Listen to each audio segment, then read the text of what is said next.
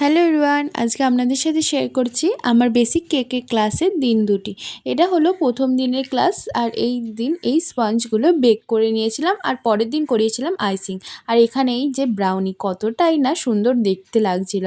তারপরে ওই 11টার দিকে ছিল ক্লাস, তো সবাই চলে এসেছে আর এখানে আমাদের কেকের ক্লাস শুরুই হয়েছে। সেকেন্ড দিন তুলনামূলক একটু দেরিই হয়, কারণ ওই দিন আইসিং থাকে আর সবাইকে আমি চেষ্টা করি কেকের কাটিং এবং ভিতরের ফিলিং থেকে শুরু করে সব কিছু হাতে ধরে করানোর, যাতে বাড়ি গিয়ে ওরা খুব সহজেই কেকগুলো বানিয়ে ফেলতে পারে। আর যতই আমি মুখে বলি, প্র্যাকটিক্যাল জিনিসের আলাদাই মাধুর্য থাকে সবসময় আর গুরুত্ব।